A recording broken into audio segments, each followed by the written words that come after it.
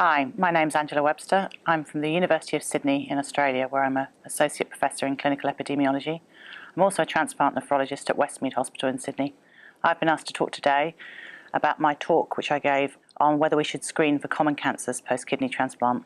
One of the first things I think you need to consider in screening for cancer is whether or not you fully understood the evidence base behind the screening programs. Screening programs can always do harm because essentially you're applying tests to somebody who's asymptomatic. There's the risk of false positive tests which require further investigation, often with exposure to harms such as CT, radiation or contrast. You also have to consider the psychological consequences for your patients of worrying about disease. And in fact, there's good evidence from the general population that people who've had a false positive test, who've consequently been reassured, still have ongoing worry about having that cancer. Screening theory has been around for a long time. Wilson and Younger wrote a paper for the WHO in 1968, and a lot of what they said holds true today. Considering screening, you need to have knowledge of the disease, knowledge of the test, knowledge that early intervention when detecting a disease early can change outcomes, and also consideration of the cost-benefit and the cost efficiency of testing at population level.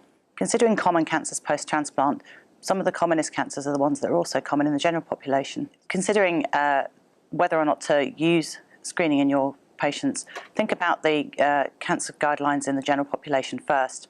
For colorectal cancer, as an example, the KDIGO guidelines for care of the post-transplant recipient suggest that screening programs for the general population should also be used in the kidney transplant population. But note, there are considerable doubts about whether the fecal occult blood test will perform as well in the post-transplant setting because of renal patients' tendency to bleed more.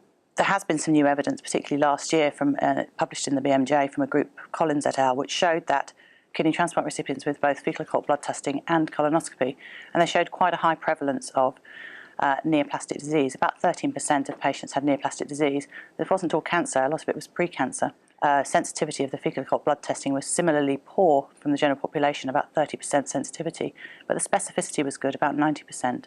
What it suggests is that probably colonoscopy is a better test in kidney transplant recipients, although you have to go beyond the average. You have to consider the expected life expectancy of your kidney transplant recipients, and it's likely to perform best in the healthiest quarter of your kidney transplant population. Considering renal tract cancers in the kidney transplant population, there's been several papers that have looked overall at the benefits of potential screening with ultrasound. The problem here is that ultrasound is likely to be an insensitive test when you're screening abnormal kidneys in the first place. Often kidneys are atrophic, and identifying cysts or nodules can be very difficult to distinguish what's truly malignant from what's benign disease, which can result in more testing, more exposure to radiation, and more exposure to radiation contrast. Overall, looking at the test performance, the likely survival of patients and the increased risk, it's likely that although routine 2-yearly ultrasound screening for kidney cancers in kidney transplant recipients would save some cancer deaths, it's not cost efficient and not cost beneficial. And so overall, applying those tests to people at greatest risk, such as those with acquired cystic disease, or those with other reasons to have renal tract cancers, such as those with analgesic nephropathy or with tuberous sclerosis, is likely to be the most beneficial setting. Overall, I think including trying to consider the evidence as well as your patient's preferences in giving advice about cancer screening is likely to be the best trade-off. Overall, cancer screening is likely to be most beneficial in your patients who are your healthiest quartile of patients, as they're most likely to have the most benefit with the least harm from any screening program.